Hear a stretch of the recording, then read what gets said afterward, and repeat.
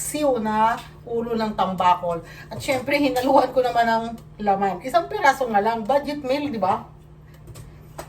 Kasi naumay ako ng ilang araw, puro beef, pork, chicken. Ngayon naman, isda. Isda. Lagay na natin. Isda. Ating paksiwin. Sarap nito, mga kamuji, oh. Naku naman talaga.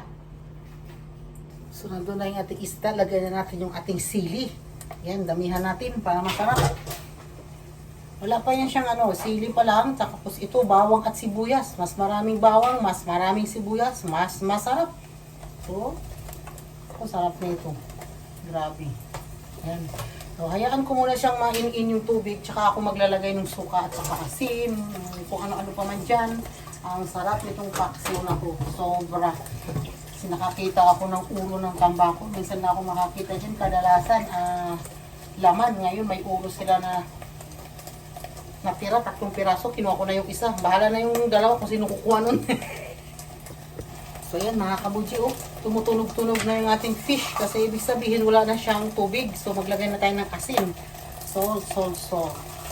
Huwag na natin damihan, baka naman umalat at hindi na natin makain yung ating paksiw. Siyempre. Hello, welcome. Nakatuwa din, oh. Iksi kasi yung cellphone. Ito na yung betsin. Lagay na natin. Yan.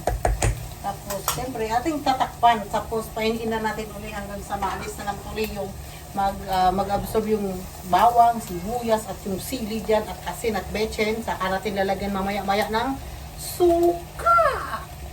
Takpan na natin. Akala mo naghuli ng isda, no? Takpan na natin. Alam nyo, maglalagay ako ng ayun, talong. Masarap yun sa paksiw, di ba? Instead na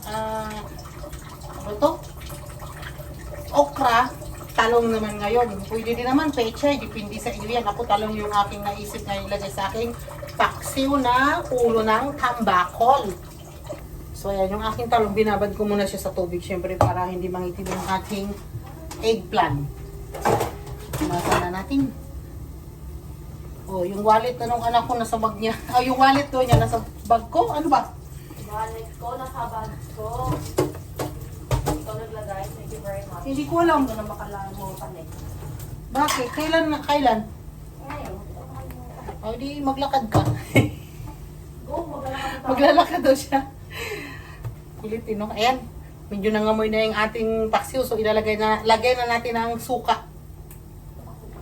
Yan yung mga kamudyo. Ayan, ganyan yan siya, oh. Tumutulog-tulog pa yung aking paksiw.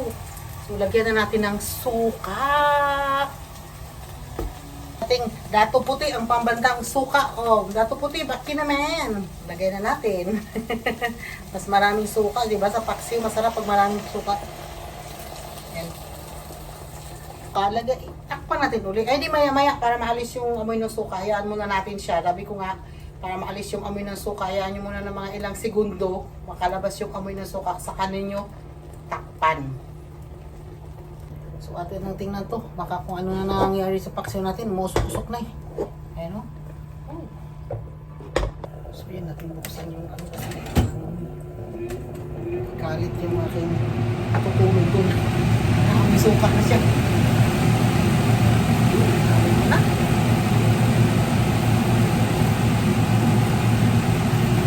So yun, lagay na natin yung ating talong kasi malapit na maluto yun ang talong. Lagay natin, mas madaming talong. Ang sarap. Lagyan natin ulit. Lagyan natin ang kunting patis para mapandagdag sa lasa. Kunti lang. Ayun, sarap. So yun na po, luto na po yung ating paksiw na ulo ng tambakol. Sarap na ito. So yan na po, luto na po yung ating isda. So kakain na tayo. So thanks for watching. See you on my next vlog o see you on my next upload. Eto na siya. Happy eating everyone.